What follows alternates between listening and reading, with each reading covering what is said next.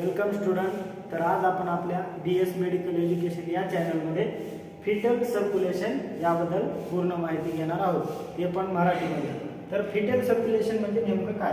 Foetal circulation म्हणजे बाळ जेव्हा युटेरसमधून बाहेर येते व जेव्हा युटेरसमध्ये असते यामध्ये जे प्रक्रिया घडून येते त्याला फिटल सर्क्युलेशन असे म्हणतात.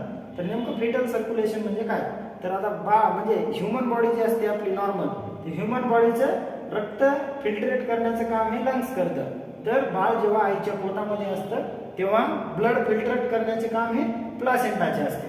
हे प्लासेंटामध्ये जे ब्लड फिल्टरेट झालेलं आहे ते अमेरिकल कॉर्डद्वारे अमेरिकल्स मध्ये येते. अमेरिकल्स म्हणजे आपली बेंबी. अमेरिकल्स मधून ते पूर्ण ब्लड लिव्हर मध्ये येते व पोर्टल व्हेनद्वारे 100% रक्तपुरवठा होतो.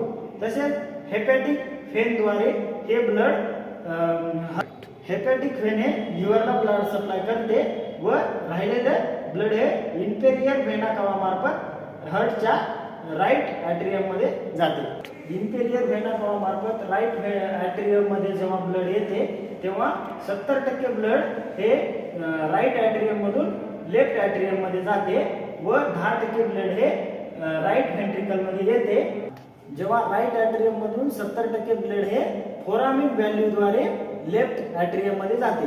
हे बाळाचं लेफ्ट लंग्स आहे व हे राईट लंग्स आहे. तर त्याच्यानंतर हा जो आहे हा सुपेरियर व्हेना कावा आहे आणि हे जे आहे हे इथून जे गेलेलं आहे त्याला डक्ट्स ऑफ आर्टरी असे म्हणतात. त्याच्यानंतर हे लेफ्ट ॲट्रियम आहे. त्याच्यानंतर हे जे वरून जे आलेलं आहे याला आवर्टा. या आवर्टामध्ये अशुद्ध रक्तपुरवठा असते व इकडे जे दुसऱ्या बॉडी ऑर्गन्सला रक्तपुरवठा होतो त्याला रिनल आर्टरी असे म्हणतात. हे इकडं आपलं रिनल आर्टरी हे वरून आवर्टा हे आल्यानंतर हे जे रिनल आर्टरी हे जे आहे ते किडनीला ब्लड सप्लाय करते. त्याच्यानंतर आता प्लासेंटा. जेव्हा बाळ आपल्या आईच्या पोटामधून बाहेर येतं व फर्स्ट क्राय केल्यानंतर प्लासेंटाचे कार्य संपते व लंग्सचे कार्य सुरू होते.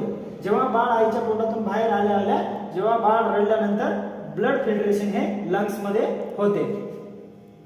अशा प्रकारे आपण पूर्ण माहिती फिटल सर्क्युलेशन बद्दल पूर्ण माहिती घेतलेलो आहे.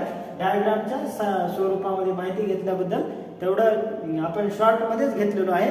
तरी नेक्स्ट व्हिडिओमध्ये आपण सविस्तरपणे पाहूया. तर धन्यवाद. एज्युकेशन या चॅनलला सबस्क्राईब करा, फॉलो करा. थँक्यू.